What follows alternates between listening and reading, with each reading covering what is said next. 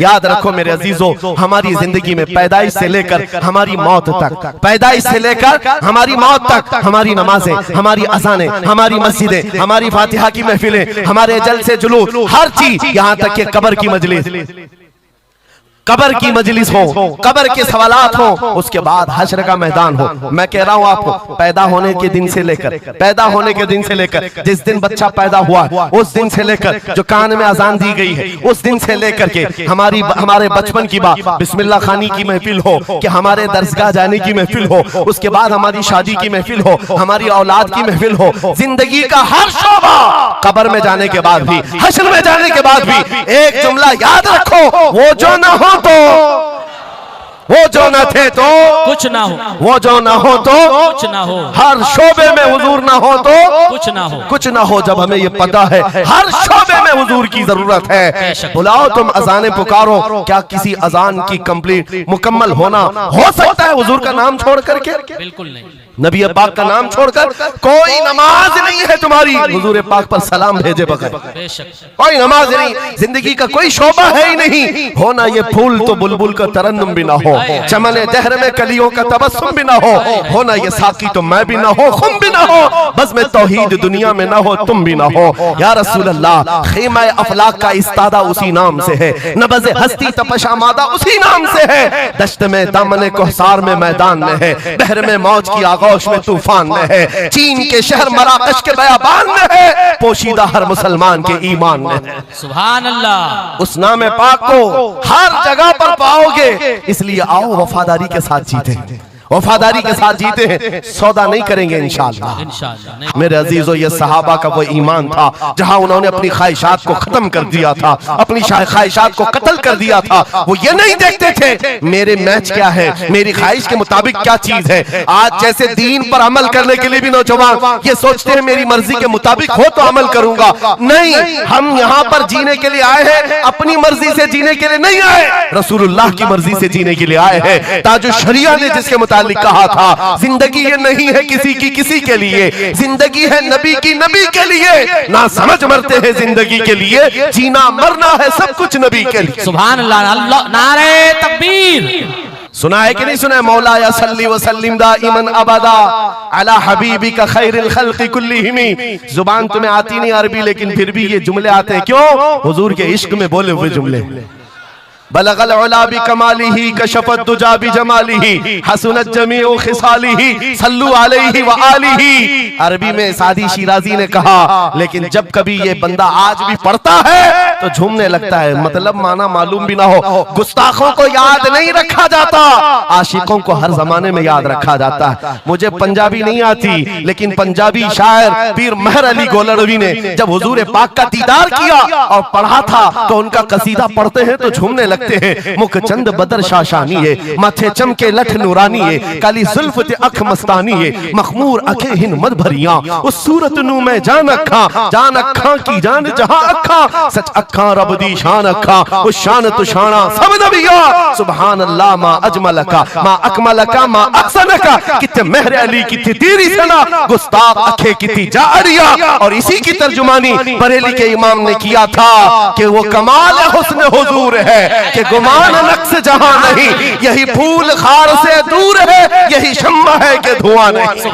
आज जो जगह जगह हालात पैदा हो रहे हैं, इम्तिहान की घड़ी आ गई है, अगर तैयार हो तो फिर मैं आगे बात करूं। हुजूर की मोहब्बत पर इम्तिहान देने के लिए हर जवान अगर तैयार है तो फिर आगे बात की जाएगी। बार बार तुम्हें कोई कछोके देता रहे, वसवसे डालता रहे, सोशल मीडिया पर तुम्हारे जज्बात को उभारते हुए तुम्हारे लिए गंदी बातें करे कि ये कट रहे हैं, मुल्ले काटे जा रहे हैं, मारे जा रहे हैं, गज्जा में इनके साथ ऐसा विनाश किया जा रहा है, 20,000 लोगों को मार मार कर बारूद से राख बना दिया गया है। ये सारी बातें तुम्हारे पास लाते हैं तो कुछ जवान ये समझते हैं हम नरोस हो गए हैं, हम मायूस हो गए हैं, इनका जवाब क्या दें? सही बात तो है, शाम में भी काटे जाते हैं, इराक में भी मारे जाते हैं, अफगान में भी, बर्मा में भी, यमन में भी, हर जगह हमारी मौत है, हमारी मौत है। और इसको जालिम ये बता बता करके ये कहते हैं कि देखो अगर तुम सच्चे हो, तुम्हारा दीन सच्चा, तुम्हारा खुदा सच्चा, तो इतने मारे क्यों जाते हो? तुम ना उम्मीद और मायूस ना होना है नौजवानों, बात इतनी बात करना है नादान, तुझे पता नहीं हमारा मसला क्या है, तुझे पता नहीं हमारा मसला क्या है। हम जो है ना वो रसूलुल्लाह को शमा समझते हैं, और जितने हैं ये परवाने हैं, और परवाना होता ही है मरने के लिए। अल्लज़ी खलक़ल इंसान व अल्लमहुल बयान वस्सलातु वस्सलामु अला रसूलिही सय्यिदिल इंसी वल जान व अला आलिही व अस्हाबिही ज़विल खैरि वल इहसान, अम्मा बअद। फ़अऊज़ु बिल्लाहि मिनश शैतानिर रजीम, बिस्मिल्लाहिर रहमानिर रहीम। वलिल्लाहिल इज़्ज़तु वलिरसूलिही वलिल मुअमिनीन वलाकिन्नल मुनाफ़िक़ीन ला यअलमून। सदक़ल्लाहु मौलाना अज़ीम।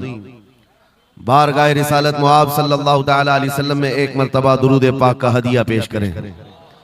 अल्लाहुम्मा सल्लि अला सय्यिदिना व मौलाना मुहम्मदिन मअदनिल जूदि वल करम व आलिहि व अस्हाबिहिल किराम व इब्निहिल करीम व बारिक व सल्लिम सलातन दाइमतन सरमदन अबदा। आबरू मां ज़नाम मुस्तफ़ा अस्त, हम सब की इज्जत व आबरू मुस्तफ़ा करीम के नाम से वाबस्ता है। और जिसको इमाम अहले सुन्नत फाजिल बरेलवी रहमतुल्लाहि तआला अलैह यूं फरमाते हैं, अर्ज करते हैं, या रसूल अल्लाह, खल्क के हाकिम हो तुम, रिज़्क के कासिम हो तुम। खल्क के हाकिम हो तुम, रिज़्क के कासिम हो तुम। जो मिला तुमसे मिला, तुम पे करोड़ों दुरूद। हमारे पास जो कुछ भी है वो मुस्तफ़ा करीम सल्लल्लाहु तआला अलैहि वसल्लम से हमें दिया गया है। इसी को आला हज़रत यूं भी कहते हैं बारगाह मुस्तफ़ा करीम सल्लल्लाहु तआला अलैहि वसल्लम में, या रसूल अल्लाह, तुम हो हफीज़ो मुगीस, क्या है वो दुश्मन खबीस। तुम हो हफीज़ो मुगीस, क्या है वो दुश्मन खबीस। तुम हो तो फिर खौफ क्या, तुम पे करोड़ों दुरूद। यानी कुल असासा हमारे पास, कुल कायनात हमारे पास जो है ताजदार मदीना की जात है। इसीलिए मेरे अजीजों,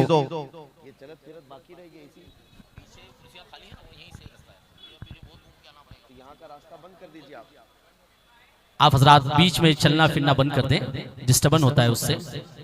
मैं बहुत ही अदब और लिहाज के साथ आपसे मुल्तमिस हूँ, बीच में आने जाने का रास्ता बंद कर दें और एकदम ही साइलेंट मोड में समाप्त करें, जहां सुभान अल्लाह कहना आपको जरूरी समझ में आए और कहते रहें, और बहुत ही खामोशी और संजीदगी के साथ समाप्त करते रहें। मैं वॉलंटियर से भी रिक्वेस्ट करता हूं कि आप हजरात ये शोरगुल को बंद कराएं और लोगों का आना जाना भी बंद कराएं, अफरा तफरी वाला माहौल भी ना हो। बहुत ही खामोशी के साथ आप हजरात समाप्त करें और एक मर्तबा दुरूद पाक पढ़ें।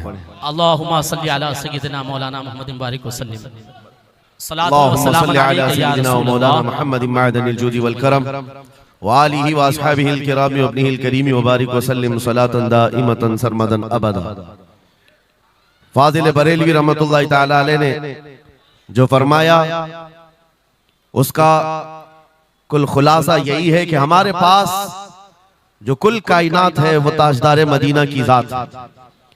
इसलिए ऐ सुन्नियों, आज हमारे पास से बहुत सारी चीजें छिन गई हैं, लूट ली गई हैं, खत्म हो गई हैं, लेकिन उसके बावजूद भी आपके लिए हुक्म यह है कि आपको निराश होकर, मायूस होकर जीने की कोई भी जरूरत नहीं, कभी जरूरत नहीं।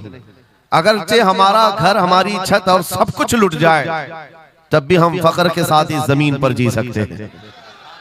वजह क्या है? दुनिया के पास तख्त और ताज तो आ सकता है, लेकिन गुंबद खजरा की छांव हमारे पास। नबी पाक सल्लल्लाहु तआला अलैहि वसल्लम की जो निस्बत पाक है, ये तुम्हारे फख्र के लिए काफी है, तुम्हारी इज्जतों के लिए काफी है। एक मर्तबा ऐसा हुआ, बुखारी शरीफ की हदीस भी है कि रसूल पाक सल्लल्लाहु तआला अलैहि वसल्लम एक जंग से आने के बाद माल गनीमत जब तकसीम फरमा रहे थे, जो माल होता था वो मुजाहिदीन सहाबा के दरमियान बांटा जाता था। तो जंग में शरीक जो सहाबा थे उसमें मुहाजिरीन भी थे, अंसार भी थे। और आप जानते हैं मुहाजिरीन जो हिजरत करके आए हुए मक्का से, और अंसार जो मदीने तैयबा के रहने वाले। अब हुजूर पाक सल्लल्लाहु तआला अलैहि वसल्लम ने जब माल तकसीम फरमाया तो उसमें मुहाजिरीन को थोड़ा सा माल ज्यादा दे दिया, मुहाजिरीन को माल थोड़ा सा ज्यादा दे दिया गया और अंसार को माल थोड़ा सा कम दिया गया। ये बात फैलने लगी। और जब हुजूर पाक सल्लल्लाहु ताला अलैहि वसल्लम की बारगाह में ये बात आई कि अंसार के दरमियान ये बात चल रही है कि अल्लाह के नबी सल्लल्लाहु ताला अलैहि वसल्लम ने मुहाजिरीन को थोड़ा सा माल ज्यादा दे दिया है, मुहाजिरीन को थोड़ा सा माल ज्यादा दे दिया है, अपने गांव वालों को ज्यादा माल दे दिया है। तो ये बात जब फैली तो हुजूर पाक सल्लल्लाहु अलैहि वसल्लम ने अंसार कबीले के सरदार साद इब्ने मुआज को बुलाया और पूछा, क्या तुम्हारे कबीले में ये बात चल रही है? उन्होंने कहा, हाँ या रसूल अल्लाह, अंसार के दिलों में ये बात आई है कि आपने माल मुहाजिरीन को थोड़ा ज्यादा दिया है। हुजूर ने फरमाया, बुलाओ सारे अंसार को। एक जगह बुलाया और उस पर जब सारे अंसार जमा हुए तो पूछा हुजूर ने, क्या तुम्हारे दिलों में ऐसी बात है कि मैंने माल मुहाजिरीन को थोड़ा ज्यादा दे दिया? सबों ने कहा, हाँ आका, हमारे दिल में ये बात चल रही है, माल के लिए बात थी। नबी पाक सल्लल्लाहु अलैहि वसल्लम ने ऐसी तकरीर फरमाई थी, ऐसा खुतबा दिया था, अंसार की आंखें भीग गईं। सहाबा कहते हैं हमारी दाढ़ियों से आंसू गिर रहे थे। अल्लाह के नबी सल्लल्लाहु अलैहि वसल्लम ने फरमाया, तवील हदीस है, आखिरी जुमला मैं कह रहा हूं जो मेरे लिए उन्वान से रिलेटेड है, मेरे गुफ्तगू से रिलेटेड जो बात है वो अर्ज कर रहा हूं। नबी पाक सल्लल्लाहु अलैहि वसल्लम ने फरमाया, ऐ अंसार, ये बात सही है कि मैंने थोड़ा माल मुहाजिरीन को ज्यादा दिया है, लेकिन क्या तुम इस बात से राजी नहीं हो, क्या इस बात से तुम मुतमईन नहीं हो कि लोग सारी दुनिया ले जाएं और जिसके पास दुनिया ना हो वो मोहम्मदुर रसूलुल्लाह को ले जाए? जिन गरीबों के पास माल ना हो, मेरे आका ने फरमाया, वो अल्लाह के रसूल को साथ ले जाए। आज हमारे पास फख्र करने का सबसे बड़ा जरिया मेरे मुस्तफा की मोहब्बत है, नबी करीम सल्लल्लाहु ताला अलैहि वसल्लम की निस्बत पाक है। इसीलिए आपको हालात के एतबार से कभी कोई ऐसा डिग्रेड करता हो और तुम्हें ऐसा सिखाता हो कि अब तो तुम्हारा फ्यूचर ही नहीं है, तब उससे कहो, कुरान कहता है, वलल आखिरतु खैरुल लक मिनल ऊला। रब फरमाता है महबूब की हर आने वाली घड़ी पिछली घड़ी से ज्यादा बेहतर है। आएगा, अच्छा वक्त भी आएगा। अंधेरे में हम बैठे हैं तो इसका मतलब ये नहीं है कि सुबह होगी ही नहीं, सुबह तो होनी है, उजाला तो आना ही है। लेकिन आप सबको मेरे अजीजों इस दौर में जिस पर जमे रहना है वो क्या है? वो ईमान पर इस्तिकामत है, अपने दीन का सौदा होने नहीं देना, हुजूर पाक की मोहब्बत में कोई कमी आने न देना। मैं तो कहता हूँ उस खच्चर से ज्यादा गैरतमंद कौन हो सकता है जो मदीने तैयबा का है। गधा जिसको आप कह सकते हो या घोड़ा जिसको कह सकते हो, इन दोनों के बीच में एक नस्ल होती है खच्चर की। खच्चर, हुजूर पाक सल्लल्लाहु ताला अलैहि वसल्लम के पास एक खच्चर तोहफे में लाया गया था खैबर की जंग में, हुजूर पाक ने कबूल किया। यहूदियों का इलाका है खैबर, वहां हुजूर पाक सल्लल्लाहु अलैहि वसल्लम की बारगाह में जब यह हदियतन आया, और वो हदिया जिस पर हुजूर ने सवारी की, जिंदगी भर मेरे आका सल्लल्लाहु अलैहि वसल्लम जिस खच्चर पर सवारी करते रहे, ये तोहफे में आया था। जानते हो, जिस वक्त ये खच्चर हुजूर की बारगाह में हदियतन पेश किया गया, नबी पाक सल्लल्लाहु ताला अलैहि वसल्लम से वो अपना सर हिला हिला करके बात कर रहा था और हुजूर मुस्कुरा रहे थे। साहबा ने पूछा, आका ये क्या कह रहा है? सुनो तवज्जो, हम उम्मत हैं और हुजूर पाक सल्लल्लाहु ताला अलैहि वसल्लम से मोहब्बत करने की बात करते हैं। अशरफुल मखलूकात जानवर नहीं, लेकिन एक जानवर नबी पाक सल्लल्लाहु अलैहि वसल्लम के दरबार में क्या कह रहा है? हुजूर फरमाते हैं, ये खच्चर मुझसे कह रहा है, आका अब तक मैं एक यहूदी की मिल्कियत में था, मेरा मालिक यहूदी था और उसी के घर में रहता था, वो मुझसे सामान लदवाता था इधर से उधर, लेकिन या रसूल अल्लाह सल्लल्लाहु अलैहि वसल्लम जब कभी वो मेरी पीठ पर बैठना चाहता मैं गिरा देता, मैं बैठने नहीं देता था। खच्चर कह रहा है यहूदी मेरा मालिक था, लेकिन जब भी वो बैठने की कोशिश करता मेरी पीठ पर मैं उसे गिरा देता। हुजूर फरमाते हैं, उससे पूछा, ऐसा तू क्यों करता था, ऐसा तू क्यों करता था?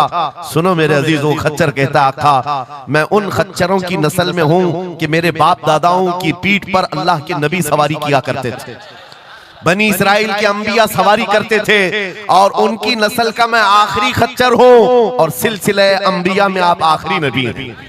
मुझे मेरी माँ ने ये कहा था कि अपनी पीठ संभाल कर रखना, इस पर ताजदार अंबिया सवारी करे। सुभान अल्लाह, सुभान अल्लाह। खच्चरों को इतना इल्म है, इन कादियानी गधों को इल्म नहीं। खच्चर का अकीदा है कि अल्लाह के नबी आखिरी नबी है, आखिरी रसूल है।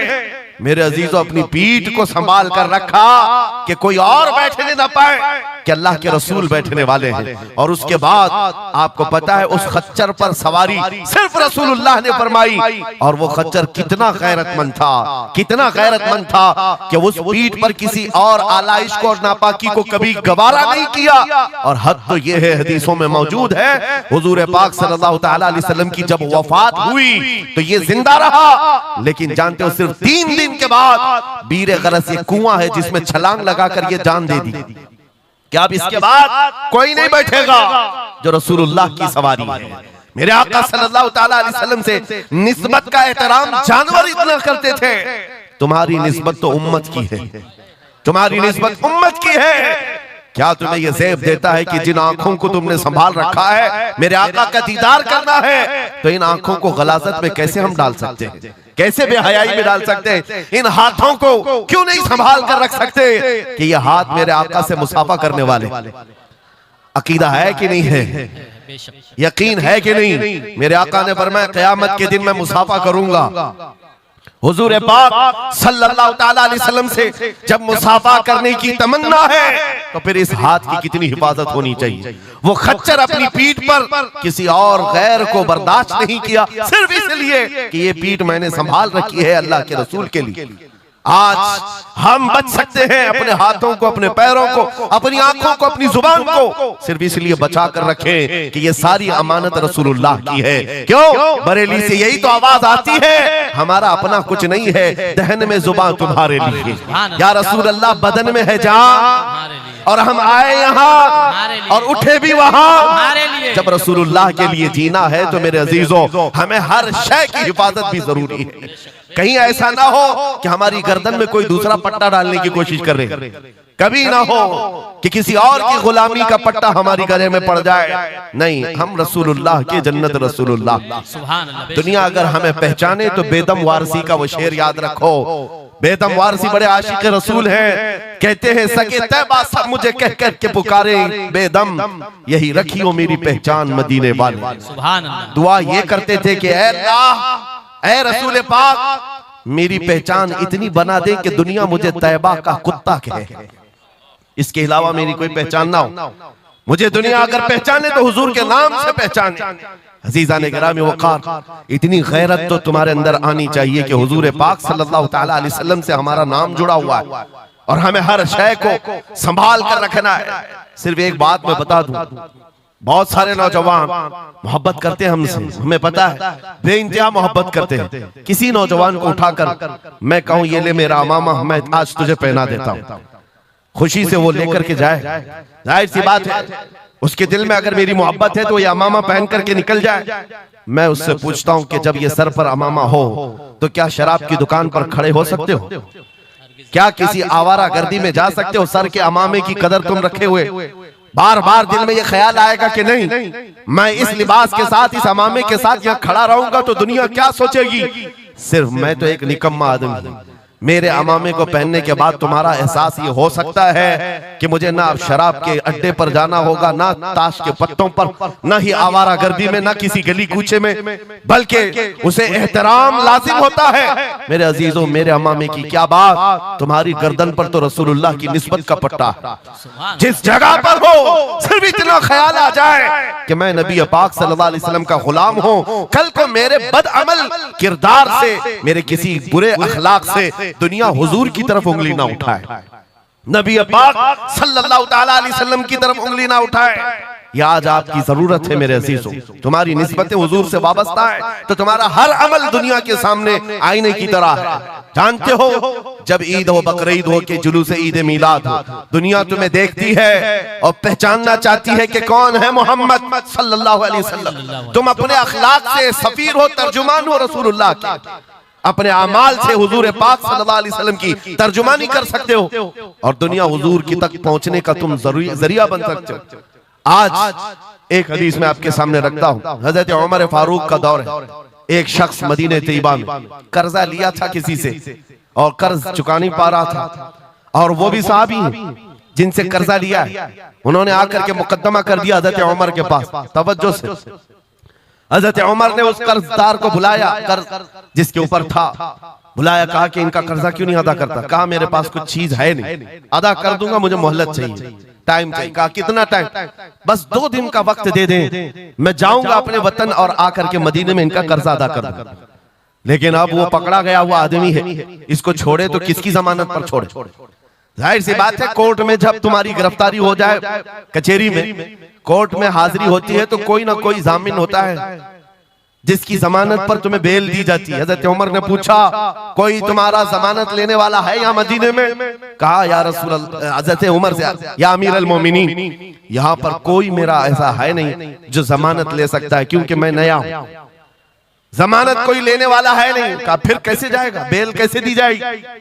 भरे मजमे में से एक सहाबी हजरत अबू दरदा खड़े होते हैं, कहते हैं अमीरुल मोमिनीन, मैं इसकी जमानत लेता हूं, मैं इसकी जमानत लेता हूं। हजरत उमर फारूक ने कहा, अगर ये बंदा 2 दिन के बाद नहीं लौटा तो तुम्हें जेल में रखा जाएगा। जामीन के साथ यही होता है ना। तो उन्होंने कहा मुझे तस्लीम है। हजरत उमर के पास उन्होंने कबूल कर लिया और वो बंदा चला गया।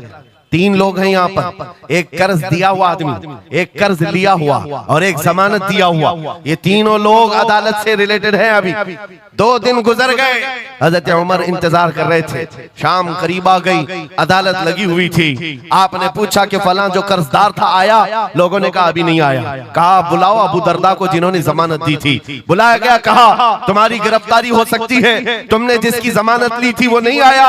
हजरत अबू दरदा कहते मेरा यकीन है वो आएगा, मेरा यकीन है वो आएगा। मगरिब होने से पहले पहले वो बंदा देहात का रहने वाला दौड़ता हुआ आ गया, कर्जा वापस लेकर के आया।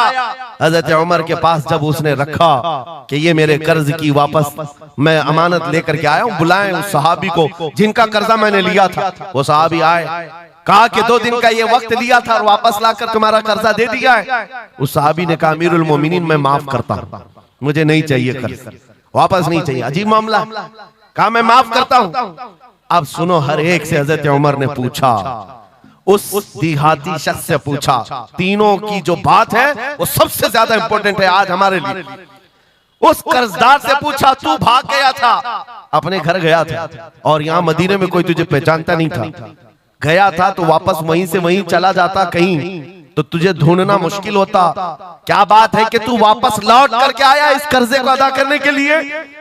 वो गरीब इंसान कहता है अमीरुल मोमिनीन, चाहता तो मेरे पास रास्ते से उधर भाग जाता। मुसलमानों सुनो, जो लोग धोखाधड़ी करते हैं और लोगों के पैसे गबन करके खा करके बैठे रहते, वो एक सहाबी है, गरीब है, कहते अमीरुल मोमिनीन मैं चाहता तो उधर से भाग कर चला जाता, लेकिन दिल में ये ख्याल आया कि अगर मैं चला गया तो बाद में दुनिया ये ना कहे कि मोहम्मद अरबी के गुलाम गद्दार होते हैं, कहीं दुनिया ये ना कहे कि मोहम्मद अरबी के गुलाम धोखेबाज होते हैं। मेरे अमल से मेरे नबी की बारगाह में कोई उंगली ना उठाए, इसलिए मैं वापस आ गया। दूसरे वो सहाबी को हजरत उमर ने पूछा जिन्होंने जमानत दी थी, अबू दरदा तुम तो इसको पहचानते भी नहीं थे, तुमने जमानत क्यों दे दी? क्या यकीन था तुम्हारा कि ये आएगा? हजरत अबू दरदा कहते हैं डर तो सबको था, अजनबी को कौन जमानत देता है, लेकिन या अमीर अल मोमिनीन बात इतनी थी पूरे मजमे में सन्नाटा था, एक अजनबी के लिए जमानत देने वाला कोई नहीं था। मैं सिर्फ इसलिए खड़ा हो गया कि कल को दुनिया ये ना कहे मोहम्मद अरबी के गुलामों में मदद करने का जज्बा खत्म हो गया, कोई हुजूर के बारे में ये ना कह दे कि इनके गुलामों में रवादारी खत्म हो गई है, लोगों की मदद करने का जज्बा खत्म हो गया। हजरत उमर ने उस सहाबी से पूछा जिन्होंने कर्जा छोड़ दिया, माफ कर दिया, कहा तुम्हारी वजह से तो मुकद्दमा हुआ था, जब वो कर्ज लेकर वापस आया है तुमने माफ क्यों कर दिया? उस सहाबी ने भी कहा यार अमीर अल मोमिनीन, चाहता तो मैं ये रकम लेकर चला जाता, लेकिन मैंने भी दिल में ये सोचा कि कल को दुनिया ये न कहे मोहम्मद अरबी के गुलामों में माफ करने का जज्बा भी खत्म हो गया है। तीनों का अमल हुजूर से रिलेटेड है, तीनों का अमल नबी पाक सल्लल्लाहु ताला अलैहि वसल्लम से ताल्लुक रखता है। ऐ सुन्नियों, क्या आज हमारे हर अमल के साथ हमें ये नहीं सोचना चाहिए दुकान में बैठकर हो सकता है तुम 1 रुपया ज्यादा किसी को डाल दो, 1 रुपये से तुम्हारा कुछ होता नहीं, लेकिन साथ सामने आए हुए आदमी का ईमान बिगड़ न जाए, कहीं तुम्हारा चेहरा, तुम्हारी दाढ़ी, तुम्हारी टोपी, तुम्हारे नाम से वो दिल में ये नफरत ना पाल ले कि मोहम्मद अरबी के गुलाम झूठे होते हैं, नाउज़ बिल्लाह, तुम्हारे अमल से नबी पाक सल्लल्लाहु तआला अलैहि वसल्लम की तरफ उंगलियां उठाई जा सकती। इसलिए होना भी तो इंग्लैंड की बात है, माजी करीब की बात है। बस में एक कंडक्टर ने एक नौजवान को हाफ पाउंड जो पेनी होती है वहां पर आधा पाउंड ज्यादा दे दिया था। टिकट पैसे लेकर के वापस जो चेंज देना था आधा पाउंड ज्यादा दे दिया था। वो नौजवान ने ले लिया, रख लिया, कहा इसको क्यों लौटाऊं, इसको क्यों लौटाऊं। लेकर बैठा रहा, 1 घंटे का सफर था। दिल में 2-3 मरतबा ख्याल आया हाफ पाउंड लेकर करूं भी क्या, इसको दे देता हूं। फिर दिल में ख्याल आया इसको देकर क्या करूं इस काफिर को। बाद में इसी कश्मकश में बात ऐसी आई कि वो नौजवान कहता है बस से उतरने से पहले मैंने वो हाफ पाउंड कंडक्टर को दे दिया। कहा आपने 1 घंटा पहले मेरा टिकट निकाला था, उसमें ये हाफ पाउंड आपने ज्यादा मुझे लौटाया था, ये ले लीजिए आपकी। वो कंडक्टर कहता है ये गलती से हाफ पाउंड ज्यादा नहीं गए थे, मुसलसल कई सालों से मैं इस्लाम को पढ़ रहा हूं, मोहम्मद अरबी सल्लल्लाहु अलैहि वसल्लम की सीरत पढ़ रहा हूं। नबी पाक सल्लल्लाहु अलैहि वसल्लम की सीरत का सबसे अहम चैप्टर मैंने ये पढ़ा था कि वो सबसे ज्यादा अमानतदार थे। मैंने आज ये तय किया था किसी मुसलमान को मैं देखूं कि वो 1400 साल पहले वाली अमानत अब भी बाकी है या नहीं। तूने हाफ पाउंड लौटा करके मेरे ईमान को मजबूत कर दिया, अब मैं इस्लाम में दाखिल होता हूं। सुभान अल्लाह, नारे तकबीर, नारे रिसालत, अज़मते रसूल। तुम्हारा छोटा सा अमल, वो नौजवान कहता है हाफ पाउंड में मैं मेरा इस्लाम बेच भी सकता था और लौटा दिया है तो किसी बंदे के हुजूर की गुलामी में दाखिल होने का सबब भी बन गया। इसलिए अजीज़ान गिरामी औकात, हमारा हर अमल बड़ा जिम्मेदार है, हमारा हर अमल बड़ा जिम्मेदार है। सिर्फ आज के दौर में आपको एहसास में ये दिलाना चाहता हूं कि कुरान तुम्हारे मुतालिक कहता है कुंतुम खैर उम्मतिन, तुम सबसे बेहतरीन उम्मत हो, सबसे बेहतरीन उम्मत हो जो इंसानों में निकाले गए हो। मुझे बताओ अल्लाह की सर्टिफिकेट के बाद किसी कीड़े मकोड़े की सर्टिफिकेट की जरूरत होगी आपको? दुनिया आतंकवाद कहे, दहशतगर्द कहे, टेररिस्ट कहे, 1000 बार कहे, हमारी पेशानी पर चिपका के घुमाए, हमें फर्क नहीं पड़ता। मेरा मौला फरमा रहा है तुम खैर उम्मत हो, तुम खैर उम्मत हो और खैर उम्मत रहेंगे क्योंकि जिसने हमें पैदा किया वो खुद फरमा रहा है। और एक बात, छुप छुप करके जीने की भी जरूरत नहीं। नाम मुसलमान है तो ऐलान मुसलमान। कोई जुर्म तो नहीं किया ना इस्लाम में आकर के, या इस्लाम पर चल करके कोई जुर्म है। और ये नाम छुपाने की जरूरत इसलिए नहीं कि अल्लाह ताला कुरान में फरमाता है हुवा सम्माकुमुल मुस्लिमीन, वो अल्लाह है जिसने तुम्हारा नाम मुसलमान रखा है, जो खालिक कायनात है। फख्र करने की 1-2 चीजें नहीं, हजारों चीजें तुम्हारे पास। लेकिन होता यह है कि आज के हालात में हर कोई एहसास कमतरी में मुब्तला, डराने की सूरत पैदा कर रहे हैं। ये जितने भी सोशल मीडिया पर चीजें वायरल की जाती हैं, इधर से उठाओ उधर पहुंचाओ, वीडियोस हो, फोटोज हो, सब मुसलमानों के दिलों में ये चीज बिठाने की कोशिश की जा रही है कि तुम बहुत गए गुजरे हुए हो, तुमसे कुछ नहीं हो सकता। और मैं बार बार अपनी तकरीरों में ये ऐलानन कहता हूं कि जो हमें कह रहे हैं ये पंचर पुत्र हैं, इनके पास कुछ भी नहीं होता, ये टूटे हुए हैं, बिखरे हुए हैं। फिर मैं उनसे पूछता हूं 24 घंटे हम पर टीवी में डिबेट क्यों करते हो, बार बार क्यों डिबेट करते हो? वजह यह है उन्हें पता है। और दूसरी किसी कौम को इतना टारगेट करते हुए देखा है आपने? कभी देखा हो तो मुझे बताओ। हजारों कौमें और भी जीती हैं, लेकिन इलेक्शन में हमारा ही नाम, टीवी पर मीडिया पर हमारा ही नाम, दाढ़ी हो, टोपी हो, मस्जिद हो, मेहराब हो, बुर्का हो, मस्जिद हो, यही सारी चीजें। क्यों? इसलिए कि आपको ये एहसास दिलाना है। तुम कह रहे हो हमारे पास कुछ नहीं, दुनिया कहती है नहीं बहुत कुछ है तुम्हारे पास, बहुत कुछ है तुम्हारे पास। और वो बहुत कुछ क्या है जिसको 100 साल पहले अंग्रेज कहता था ये फाका कश मौत से डरता नहीं, जरा रूहे मोहम्मदी इसके बदन से निकाल दो। हाँ, इकबाल ने कहा था, अंग्रेजों का ये नारा था, रूहे मोहम्मदी इनके पास है। हुजूर से मोहब्बत और उनके साथ वफादारी का जो जज्बा है ये बहुत ही मजबूत है, बहुत मजबूत है। और मैं अपनी तकरीरों में पूरा फोकस इसी बात पर करता हूं कि किसी की शमा अगर मध्यम हो रही हो, लौ कम हो गई हो, हम उसको और भड़का दें, ताकि इश्क रसूल की आग जब जलती है, आला हज़रत फरमाते हैं ऐ इश्क तेरे सदके जलने से छुटे सस्ते, वो आग लगाई है जो आग बुझा देगी, जो आग बुझा देगी वो आग लगाई है। इसलिए ऐ सुन्नियों, इस दौर में फख्र के साथ ही जीना है। जो चीज तुम्हारे पास है, मैं बार बार एक चीज पूछता हूं, क्या आपको अगर दुनिया हुजूर का गुलाम कहे तो कोई एतराज है? बुरा लगेगा आपको? नहीं, बल्कि हमारी जिंदगी की मेराज है। हुजूर का गुलाम कहकर पुकारे कोई हमको, हमारे लिए मेराज है। जब तुम्हारा ये अकीदा है कि मुझे उनकी गुलामी पर कोई पुकारे, मुझे कोई बुरा नहीं लगता, बल्कि मेरी जिंदगी की ख्वाहिश है, तो ऐ अजीजों, खुल कर की गुलामी क्यों नहीं करते? जब हैं उनके गुलाम तो खुलकर गुलामी करो। ये दाढ़ियां छुपा करके, टोपियां छुपा कर और कॉमन बनने के चक्कर में, सेकुलर बनने के चक्कर में मुनाफिकत का दरवाजा क्यों खटखटाते हैं? अगर नबी पाक सल्लल्लाहु अलैहि वसल्लम के, तो पूरे वफादार उन्हीं के बनकर रहो।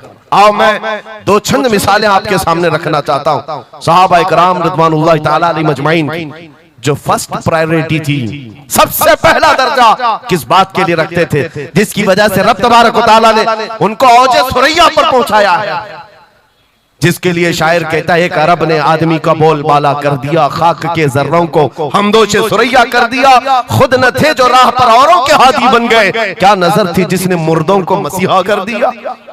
वो सहाबा की जात आपको बताता हूं। अनस बिन नुज़ैर एक सहाबी, हुजूर उनके घर पर अक्सर जाया करते थे। दोपहर का वक्त था, नबी पाक सल्लल्लाहु अलैहि वसल्लम अनस बिन नुज़ैर के घर पर आए हुए। ये वो सहाबी है, जवान सहाबी, और उनकी बीवी थी, और ये बात भी बड़ी मशहूर है कि वो अपनी बीवी से हद दर्जे मोहब्बत करते थे और इश्क करते थे। जाहिर सी बात है, अपनी बीवी से करते थे, बहुत मोहब्बत करते थे। नबी पाक सल्लल्लाहु अलैहि वसल्लम उनके घर तशरीफ ले गए। थोड़ी देर में एक कासिद आया खत लेकर के, मक्का वालों की तरफ से कोई खत था।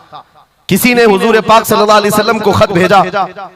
हुजूर ने खत लिया, अनस बिन नुज़ैर से कहा पढ़ो। अनस बिन नुज़ैर ने खत पढ़ करके सुनाया कि मक्का वाले जंगों की तैयारियां कर रहे हैं, फलां जगह से फलां कबीला आ रहा है, ऐसी ऐसी तैयारियां। खत में ये अहम मामलात लिखे गए थे, सीक्रेट थे। हुजूर पाक सल्लल्लाहु अलैहि वसल्लम ने खत को बंद करवाया। अनस बिन नुज़ैर से कहा, तवज्जो से, फर्स्ट प्रायोरिटी क्या होती है? अनस बिन नुज़ैर से कहा, ये मेरा राज है जिसकी हिफाजत तुम्हारे लिए जरूरी, तुम्हारे अलावा किसी को ये खत की खबर नहीं होनी चाहिए। बस नबी पाक ने फरमा दिया तो फरमाया। सहाबा का अब अमल क्या है? हुजूर उनके घर से उठ करके बाहर जा रहे, तशरीफ ले गए। थोड़ी देर में बीवी अंदर से आई, महबूबा थी, इश्क करते थे, मोहब्बत करते थे अपनी बीवी से। आई, कहा अनस बिन नुज़ैर से कहा कि अल्लाह के रसूल आए थे, घर में क्या बातें चल रही थी? अनस बिन नुज़ैर ने कहा, मेरी मोहब्बत अपनी जगह पर, रसूलुल्लाह की इज्जत का मकाम और। इस राज की बात में तुम्हें मैं शरीक नहीं कर सकता, मैं नहीं बता सकता। हद दर्जे इश्क करते, मोहब्बत करते उस बीवी को कहा कि नहीं, ये बात रसूलुल्लाह की अमानत है। बीवी ने हंसते हुए कहा अनस बिन नुज़ैर से, कहा अनस क्या छुपाते हो, मैंने सब सुन लिया है, मक्का वाले जंगों की तैयारियां कर रहे, फलां कबीला फलां जगह, खत मैंने पूरा सुन लिया। इतना कहना था बीवी का, अनस बिन नुज़ैर खड़े हो गए और सीधे गर्दन पकड़ ली अपनी बीवी की, जिसको मोहब्बत करते, गर्दन पकड़ ली। कहा मैं इस गर्दन को उस वक्त तक नहीं छोड़ूंगा जब तक रसूलुल्लाह का फैसला ना आ जाए, कहीं मैं मुजरिम ना हो जाऊं कि रसूलुल्लाह के राज को इफ्शा करने के जुर्म में मैं अजाब में मुब्तला ना हो जाऊं। गर्दन पकड़ करके ही चले आए, बारगाह मुस्तफा में आए, कहा या रसूल अल्लाह मुझे माफ कर दें, मैंने आपके राज की हिफाजत की, लेकिन मेरी ये औरत घर के अंदर से सुन चुकी थी, मैं गर्दन पकड़ा हूं, आका अगर आप फरमा दें तो मैं खत्म कर दूं इस राज को, ही खत्म कर, जिससे हद दर्जे मोहब्बत करते थे उस बीवी के बारे में। मेरे आका ने फरमाया अनस बिन नुज़ैर से गर्दन छोड़ दो, वो मेरी सहाबिया, जैसे राज तुम्हारे पास महफूज है वैसी राज उसके पास भी महफूज है। तब उन्होंने गर्दन हटा दी और अपनी बीवी से कहा, जो कुछ भी मैंने किया है इसका बुरा ना मानना, तुझसे जो इश्क मोहब्बत है वो और है, रसूलुल्लाह से जो अजमत और उनकी इज्जत जो मेरे दिल में है वो और है। इन दोनों के दरमियान कोई कंपैरिजन नहीं है, कोई मुआजना नहीं हो सकता। नबी पाक सल्लल्लाहु ताला अलैहि वसल्लम के सिलसिले में जो फर्स्ट प्रायोरिटी थी सहाबा की, इसी के मुताल्लिक कुरान कहता है अल्लाह ही के लिए इज्जत है, रसूल के लिए इज्जत है और इन मोमिनीन के लिए इज्जत है जिन्होंने फर्स्ट प्रायोरिटी दी है। आपको एक बात बता दूं, एक हबशी रंग के सहाबी, काले रंग के सहाबी हुजूर पाक सल्लल्लाहु अलैहि वसल्लम के पास आए, का शादी करना, लड़की कोई देता नहीं है, चेहरा रंग काला, नाक चौड़ी। नबी पाक सल्लल्लाहु अलैहि वसल्लम ने फरमाया मैं तेरी शादी कराता हूं। अंसार सहाबा में से एक सहाबी के घर भेजा इनको पैगाम दे करके, और उनकी बेटी मदीने की सबसे खूबसूरत औरत, सबसे खूबसूरत लड़की, और इस काले रंग के सहाबी से कहा जा उस घर पर, ये इम्तिहान के दौर है मेरे अजीज, इम्तिहान के दौर है। हुजूर ने फरमाया जाकर कहना कि मैंने भेजा है तुम्हारी बेटी से निकाह के लिए। ये काले रंग के सहाबी थे, आए उस सहाबी के घर अंसारी के मियां बीवी बैठे हुए थे, बेटी अंदर थी। इनको आते ही पूछा कि क्या बात है, किस लिए आए? कहा सुना है आपके घर में जवान बेटी है, मैं निकाह का पैगाम लेकर आया। सादी सी बात, सीधी सी बात। उन्होंने ऊपर से नीचे देखा, उनकी लड़की, उनकी बेटी मदीने की हसीन तरीन खूबसूरत लड़की है और निकाह का पैगाम लेकर के आने वाला हबशी रंग का है। उन्होंने ऊपर से नीचे देखा और उसके बाद कहा जाओ हम बाद में बताते हैं। बस इतनी सी बात, मना नहीं किया, कहा जाओ हम बाद में बताते हैं। हुजूर पाक सल्लल्लाहु अलैहि वसल्लम की बारगाह में आएंगे, अपनी बेटी से पूछ लेंगे, आएंगे तुम्हारे पास। उस काले रंग के सहाबी के लिए कोई ताज्जुब की बात नहीं थी। वो कहते रोज रिजेक्ट होता था, यहां से भी हो गए, वापस चल पड़े हुजूर के दरबार। तवज्जो मेरे अजीज, अंदर बैठी हुई वो दुशीजा, वो खातून, वो बेटी अंसार सहाबा की बाहर आई। पूछा बाबा कौन आया था? कहा एक नौजवान आया था। कहां से? रसूलुल्लाह ने भेजा था। किस लिए? बेटी ने पूछा बाप से। बाप कहता तेरे निकाह का पैगाम लेकर के आया था। बेटी ने पूछा आपने क्या कहा? कहा कोई मैच नहीं है, तुम्हारा और उसका कोई मैच नहीं था। मैंने कहा बाद में देखा जाएगा।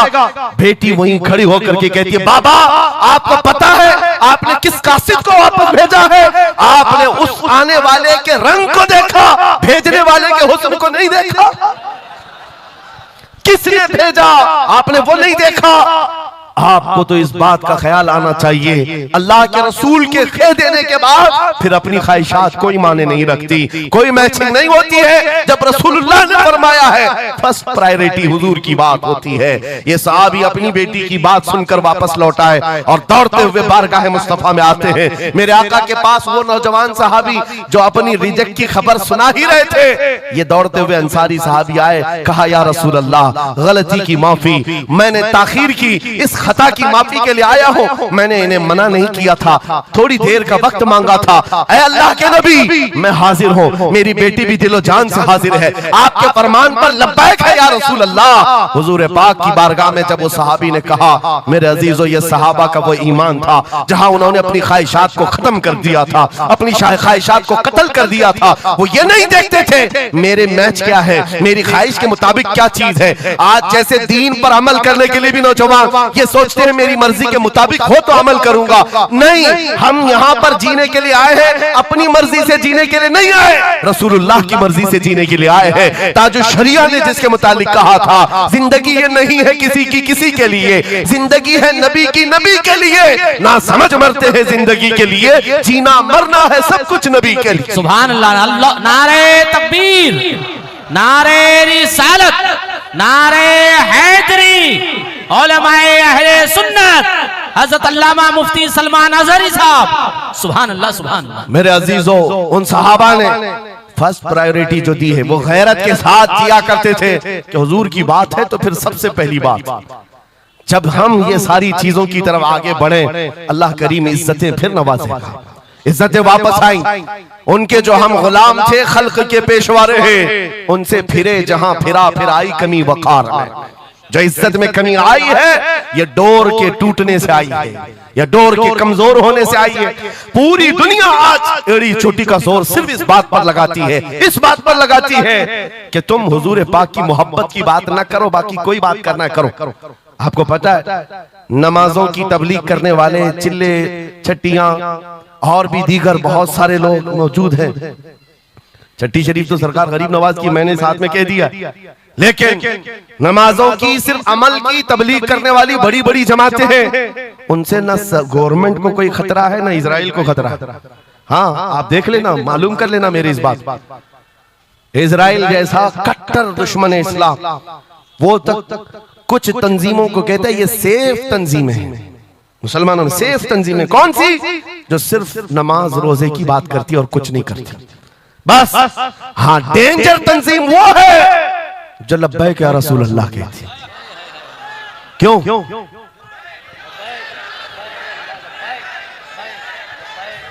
ये नारे से किस बात का डर है, किस बात का? दुनिया आज ये कह रही हुजूर पाक सल्लल्लाहु अलैहि वसल्लम की तरफ दोबारा पलट आने वाला उनको पता है मेरे अजीजों। नमाज नमाज, रोजा रोजा, हज हज, ज़कात ज़कात, ये अमाल ठीक है, हम इसके मुनकिर नहीं है, हम भी अमल करेंगे। लेकिन जो कौम हुजूर की मोहब्बत की बात करती है, दुनिया को इस बात का खौफ है कि इन जमातों को अगर ये मोहब्बत वापस मिल गई तो फिर ये आम जवान नहीं रह जाता, फिर इनमें कोई खालिद बिन वलीद खड़ा हो जाता है, फिर इनके दरमियान सलाहुद्दीन अय्यूबी आ जाता है।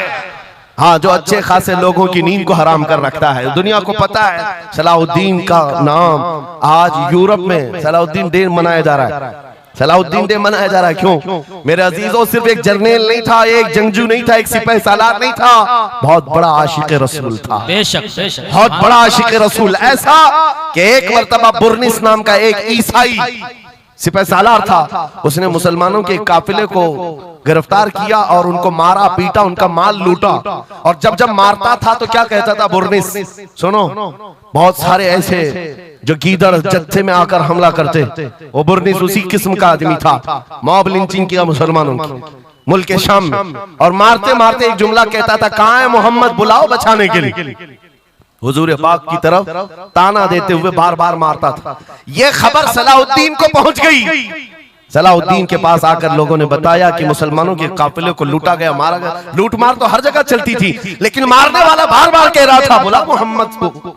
नाउजुबिल्लाह, ये वो जमाना था जब सलाहुद्दीन अय्यूबी की ऐसी बीमारी चल रही थी जिसमें लोगों ने कहा था कि अनकरीब इनकी वफात होने वाली, मौत के करीब वाली बीमारी थी, बिस्तर से उठ नहीं रहे थे। उस वक्त जब ये खबर दी गई, सलाहुद्दीन ने कपकपाते हाथों से दुआ किया था, मौला बस थोड़ी इतनी जिंदगी दे दे कि मैं बुर्निस को बता दूं, इतनी जिंदगी और दे दे।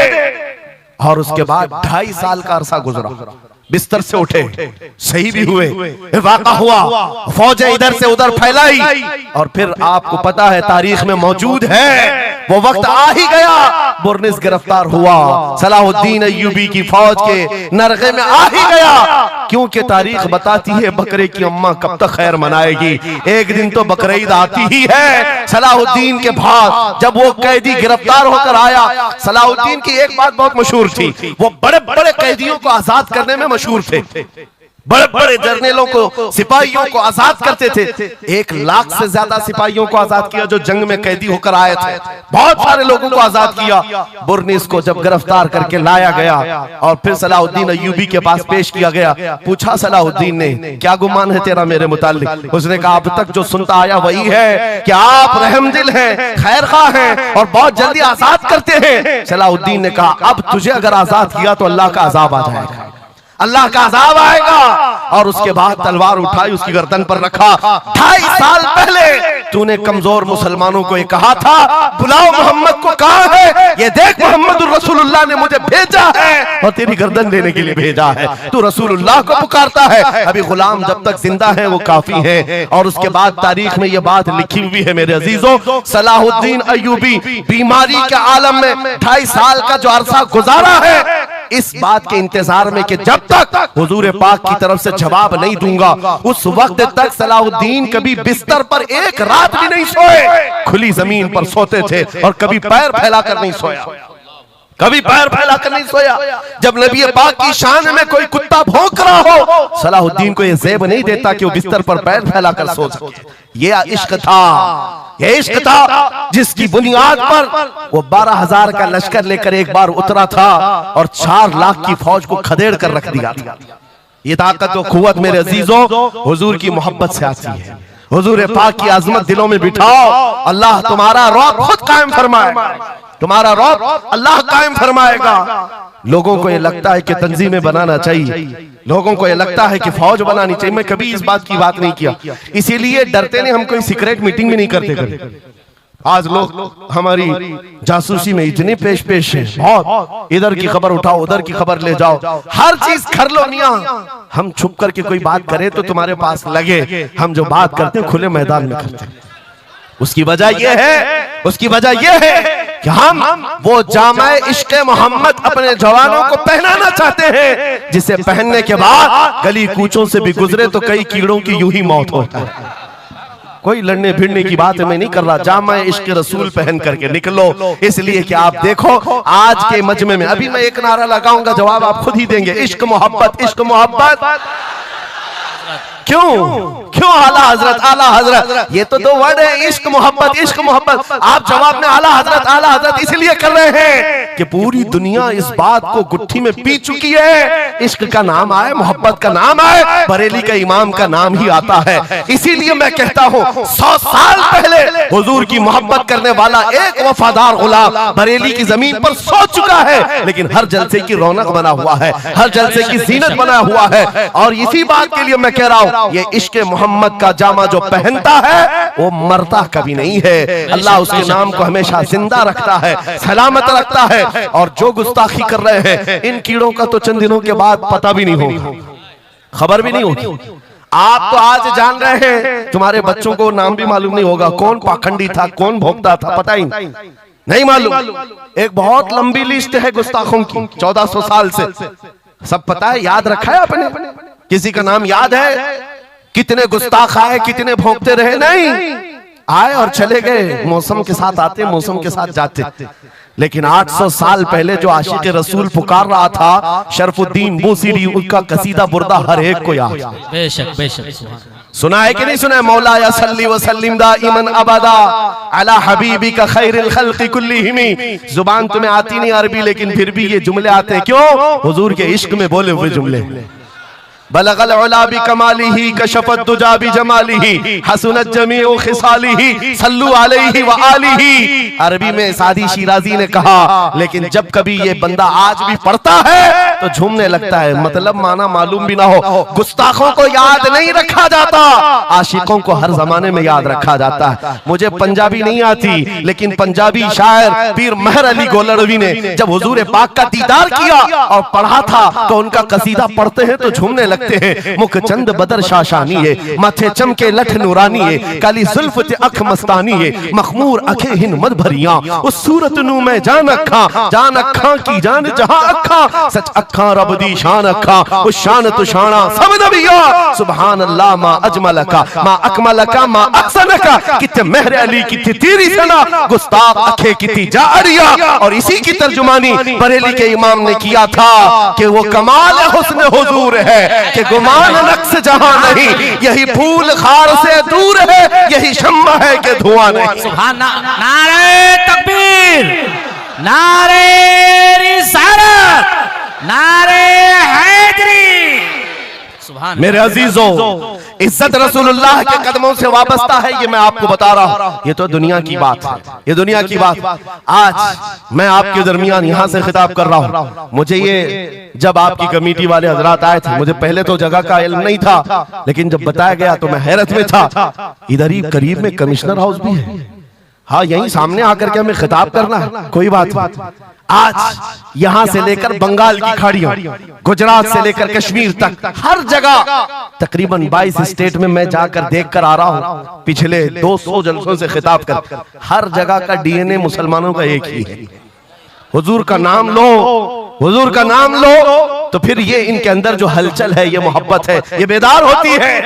अज़ीज़ा ने गिरामी वक़ार, ये डीएनए पूरी जगह का एक ही है, हुजूर की बात। इसीलिए मैं कहता हूं, मुझे दुनिया आज पहचानती है तो इसलिए नहीं कि किसी सियासी पार्टी का नेता है, इसलिए पहचानती है कि हुजूर की इज्जत पर बात आए तो ये जवाब देता है। जब तक दिखे न थे तो कोई पूछता न था, या रसूल अल्लाह तुमने खरीद कर हमें अनमोल कर दिया।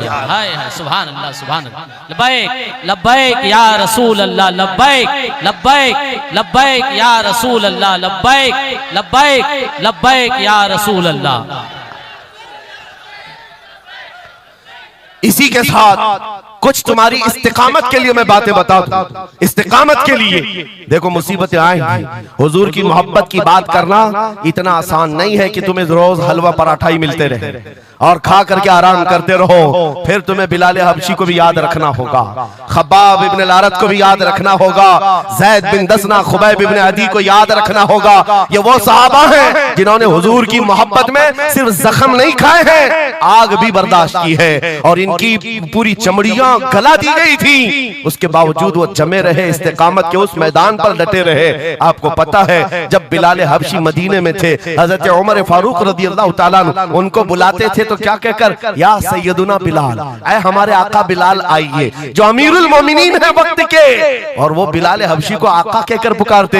हजरत बिलाल कहते, सरकार मैं गुलाम आदमी, अमीरुल मोमिनीन मैं गुलाम आदमी, हबशी आदमी, आप जब आका कहते हैं तो मुझे शर्म आती है, आप क्यों कहते हैं? सैयदना उमर फारूक कहते, आप करीब आइए, अपना जुब्बा उठाइए। जब वो जुब्बा उठाते, उनकी पीठ पर उमर फारूक बोसे लेते और कहते, जो जख्म तुमने रसूलुल्लाह की मोहब्बत में खाए हैं वो दुनिया ने नहीं खाए हैं, वो हमने नहीं देखे हैं। इसीलिए मेरे अजीजों, हुजूर पाक की मोहब्बत के बाद फिर इस्तिकामत का इम्तिहान भी होगा। आज जो जगह जगह हालात पैदा हो रहे हैं, इम्तिहान की घड़ी आ गई है। अगर तैयार हो तो फिर मैं आगे बात करूं। हुजूर की मोहब्बत पर इम्तिहान देने के लिए हर जवान अगर तैयार है तो फिर आगे बात की जाएगी। बार बार तुम्हें कोई कचोके देता रहे, वसवसे डालता रहे, सोशल मीडिया पर तुम्हारे जज्बात को उभारते हुए तुम्हारे लिए गंदी बातें करे कि ये कट रहे हैं, मुल्ले काटे जा रहे हैं, मारे जा रहे हैं, गज्जा में इनके साथ ऐसा विनाश किया जा रहा है, 20,000 लोगों को मार मार कर बारूद से राख बना दिया गया है। ये सारी बातें तुम्हारे पास लाते हैं तो कुछ जवान ये समझते हैं हम नरोस हो गए हैं, हम मायूस हो गए हैं, इनका जवाब क्या दें? सही बात तो है, शाम में भी काटे जाते हैं, इराक में भी मारे जाते हैं, अफगान में भी, बर्मा में भी, यमन में भी, हर जगह हमारी मौत है, हमारी मौत है। और इसको जालिम ये बता बता करके ये कहते हैं कि देखो अगर तुम सच्चे हो, तुम्हारा दीन सच्चा, तुम्हारा खुदा सच्चा, तो इतने मारे क्यों जाते हो? तुम ना उम्मीद और मायूस ना होना है ना जवानों, बात इतनी बात करना है नादान, तुझे पता नहीं हमारा मसला क्या है, तुझे पता नहीं हमारा मसला क्या है। हम जो है ना वो रसूलुल्लाह को शमा समझते हैं और जितने हैं ये परवाने हैं, और परवाना होता ही है मरने के लिए।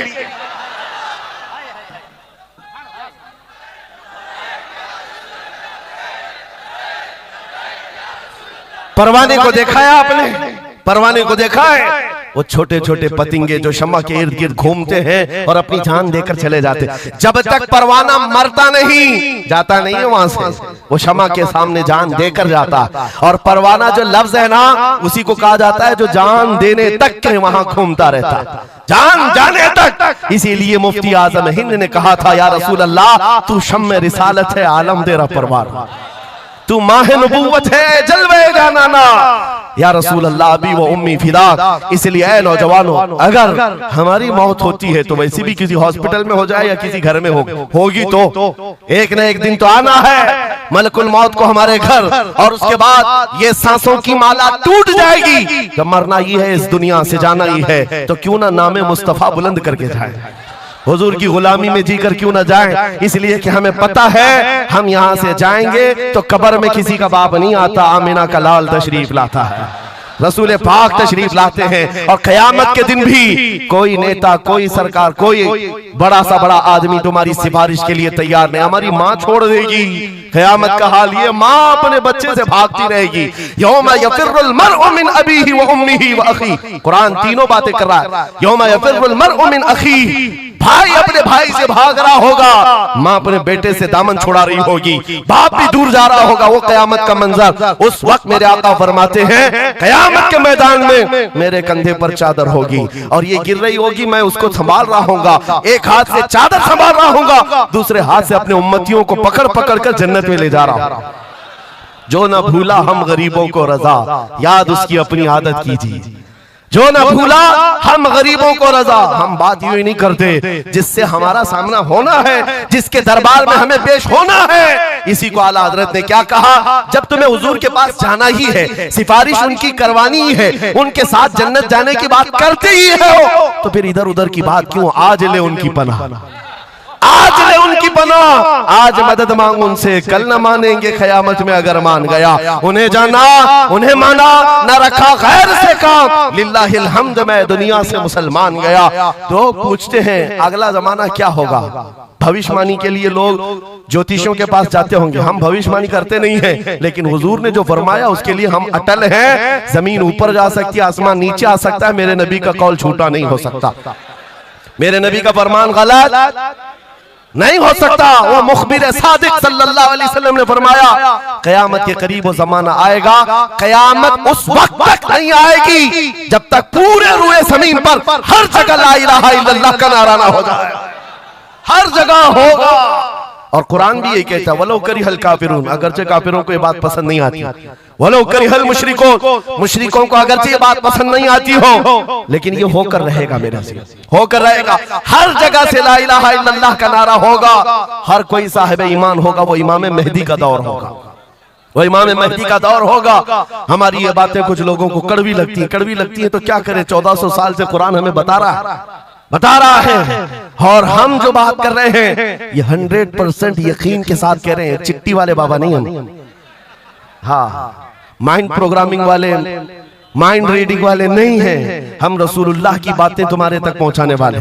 तुम्हारी चिट्ठी गलत हो सकती है, मदीने की खबर कभी नहीं झूठी हो सकती, कभी नहीं। हालात अगर आज बिगड़े हैं तो कोई बात नहीं, कुछ देर की खामोशी है, फिर शोर आएगा। आज कुत्तों का वक्त है, कल हमारा दौर आए। यकीन है ना इंशाअल्लाह? यकीन है तो फिर आओ हुजूर के दरबार में, वहां पर हम पहुंच जाते हैं। लोग हमसे पूछते हैं कहां तक ले जाना चाहते हो? दुनिया बहुत आगे बढ़ गई है, आज पेट्रोल मिसाइल बन चुके हैं, लोग चांद पर जा चुके हैं और सूरज पर कमंदे डालकर उससे इलेक्ट्रिक हासिल कर रहे हैं, बहुत तरक्की हो चुकी है। मैं कहता हूं, मैं अपने जवानों को कहता हूं, हम बहुत आगे नहीं जाना चाहते, हम पीछे जाना चाहते हैं, पीछे जाना चाहते हैं। लोगों ने पूछा कहां तक जाना चाहते हैं? मैं अपनी कौम को वहां तक पीछे ले जाना चाहता हूं जहां से खालिद बिन वलीद की तलवार की झनकार सुनाई देने लगे। और पीछे जाओ, इतना पीछे के हैदर कर्रार की गरजती हुई आवाज सुनाई देने लगे। और पीछे जाओ, इतना के उमर इब्न खत्ताब की अदालत का मंजर नजर आने लग जाए। और पीछे जाओ, इतना के सिद्दीक अकबर का हक को और उनका बयान सुनाई देने लग जाए। इतना पीछे चले जाओ कि मस्जिद नबवी में पहुंच जाओ, अपने कानों से रसूलुल्लाह की आवाज आने लग जाए।